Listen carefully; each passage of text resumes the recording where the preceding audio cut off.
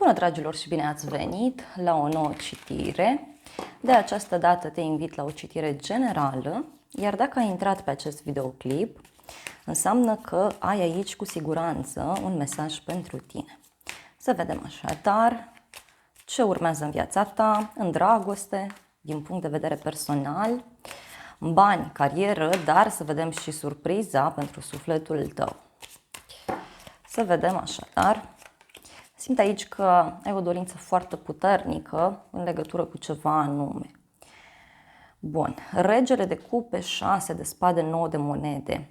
Văd aici că ai lăsat în urmă ceva dureros, ai lăsat în urmă o perioadă în care poate ai fost mai liniștit, ai ales să fii ceva mai singur și văd acum că te îndrepți către abundență, te îndrepți către independență.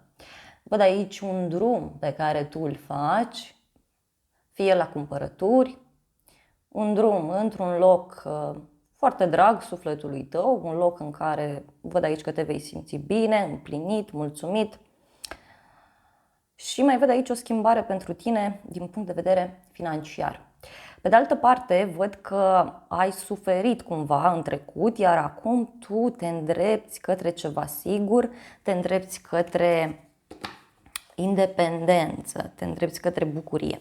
Hai să vedem în momentul de față. Avem faetonul, o conexiune cu zodia Rac. Văd aici pe cineva care se îndreaptă către tine, o persoană care abia așteaptă să te revadă. Poate să fie un prieten, cineva din familie, persoana iubită. Văd aici, din punct de vedere personal, o schimbare care în momentul de față este în desfășurare pentru tine. Pentru unii poate să fie o relație la distanță, însă ideea de drum, ideea de schimbare, de tranziție, este foarte puternic aspectată aici în acest caz. Următoarea carte avem Arcana Majoră, Turnul, care reprezintă o schimbare de situație. Aici este clar că urmează o bucurie în viața ta sau poate ești deja într-o perioadă de schimbare, pentru că văd aici că în viitorul foarte apropiat vei sărbători ceva, vei elimina ceva din viața ta. Te vei rupe dintr-o situație. Simt că e un blocaj aici pe care tu vrei să-l elimini. Și hai să vedem despre ce este vorba.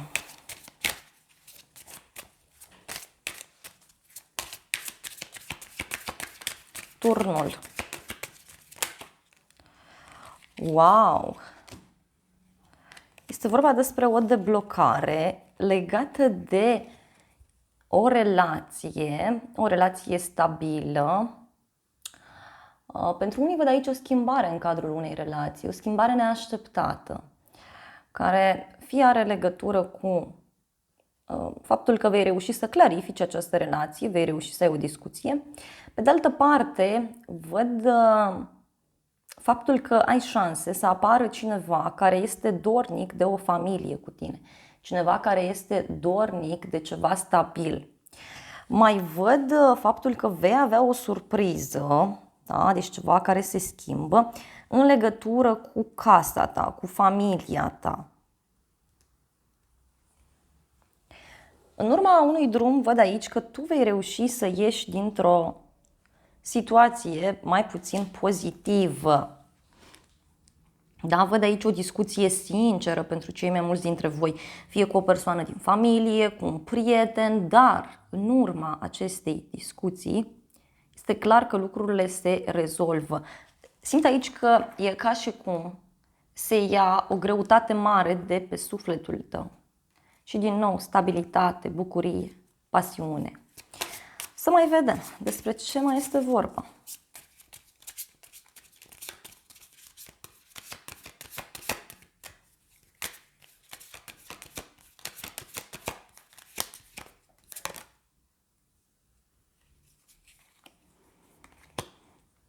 Ok.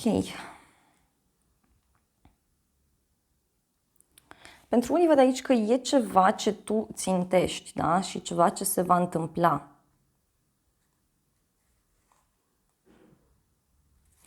Tu vei avea aici niște discuții cu cineva prin care vei clarifica o situație. Poate mergi la o petrecere în familie sau într-un loc drag sufletului tău. Și uite, eu văd că unii puteți avea legătură aici chiar cu zona străinătății sau o dorință pe care o aveți se poate îndeplini.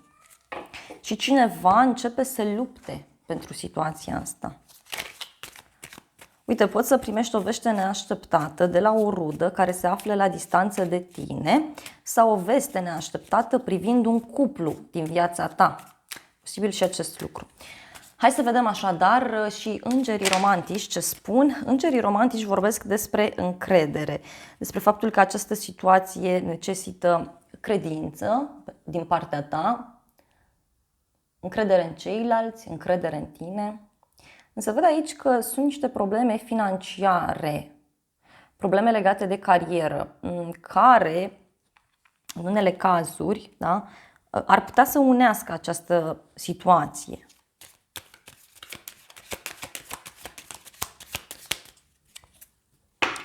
Este ca și cum vreți să mergeți într-o vacanță, vreți să mergeți să petreceți o după amiază alături de un prieten sau de o persoană dragă.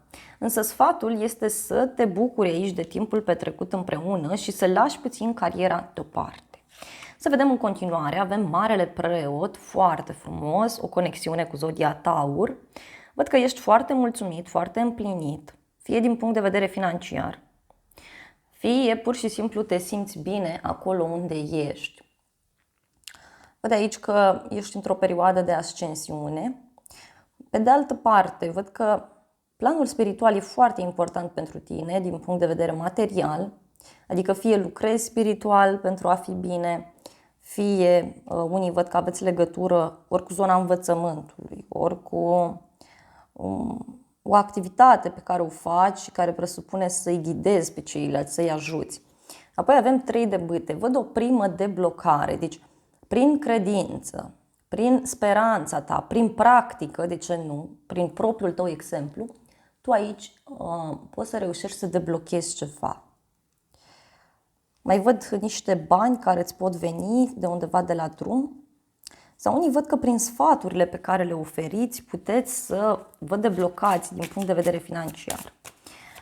Dar văd liniște, văd pace. Hai să vedem despre ce e vorba.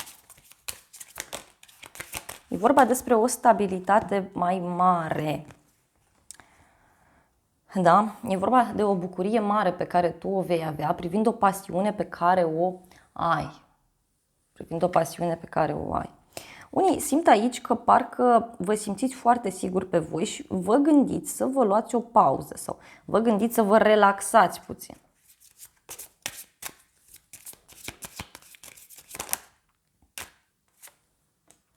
Văd niște vești bune care apar.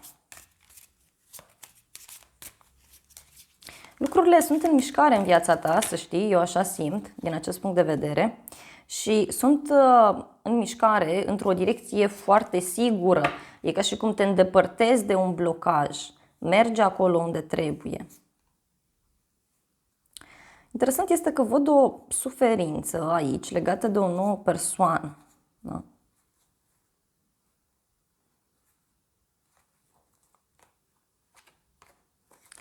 Poți să auzi de o schimbare, de o transformare. Uite, văd aici că un bărbat te-ar putea ajuta sau te-ar putea sfătui dacă ești femeie. Însă, în egală măsură, te-aș sfătui să fii puțin atent, da, la acest om. Pentru că, uite, poți să primești niște vești care sunt destul de ciudate. Da? Hai să vedem și oracolul ce transmite. Wow, o dragoste, pace, liniște.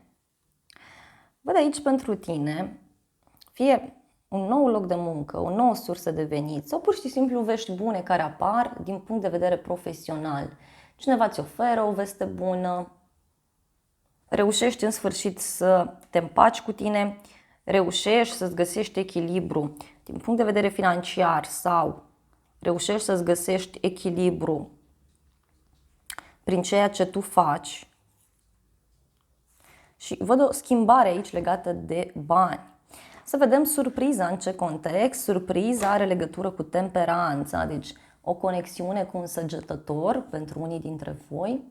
Surpriza are legătură și cu vindecarea. Deci un proces de vindecare prin care tu treci, o persoană care are de luat o decizie,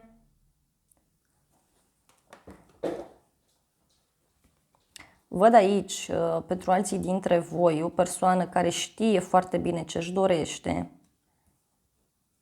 Este o situație de indecizie, da? În privința căreia vei avea surpriza și avem 5 de cupe. Da, se pare că surpriza ține de faptul că cineva va accepta această vindecare, această situație și acest trecut se va lăsa în urmă.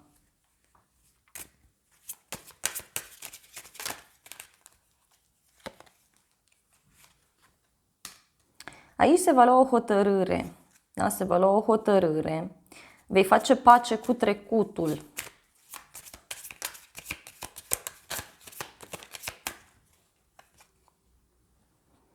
Uite, eu văd bucurie pentru tine, bucurie.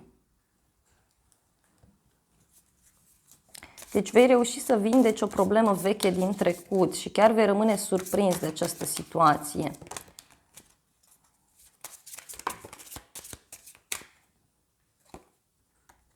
Și uite, este ceva legat de o femeie sau dacă tu ești femeie, tu ești persoana care ia atitudine în această situație. Uite, poate are legătură cu o problemă veche pe care tu tot încerci, da, să o rezolvi și uite, prin studiu, prin analiză, prin sfatul unei persoane poți să rezolvi această situație. Uite, mi-a apărut din nou altă femeie, da? Și o decizie.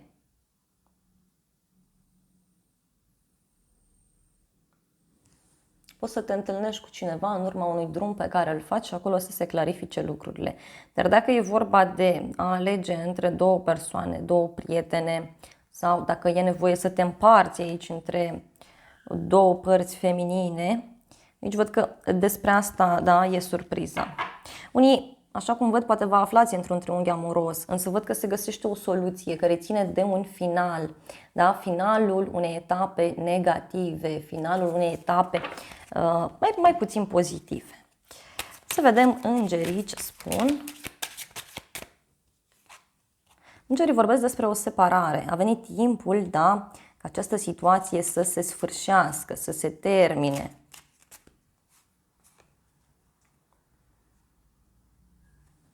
Și se spune că s-a meritat să aștepți, pentru că timpul divin este la muncă în favoarea ta. Cineva decide să închidă un capitol aici. Unii puteți să aflați de o persoană dragă vouă că hotărăște să-și schimbe viața. Aici, așa cum am spus și la început, planul spiritual lucrează în favoarea ta. Tu ai un ajutor divin aici. Viața ta este influențată de anumiți factori, de o creștere spirituală.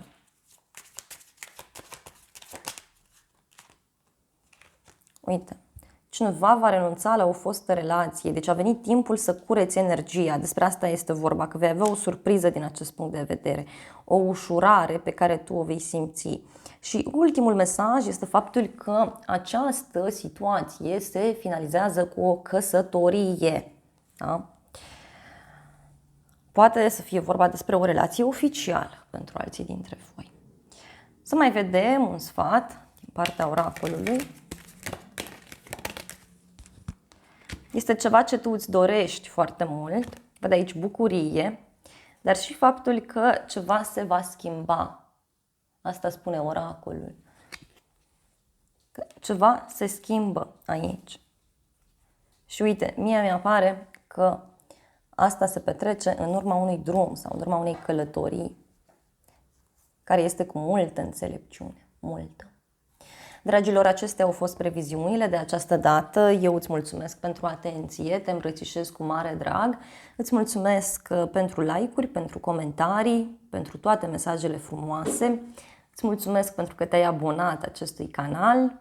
Funcția abonează-te este gratuită pentru toți, iar dacă nu ai făcut deja aceste lucruri, eu îți mulțumesc în avans pentru că sunt sigură că o vei face.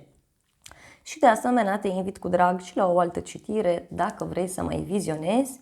Eu îți doresc să ai parte de o zi sau de o seară cât mai frumoasă.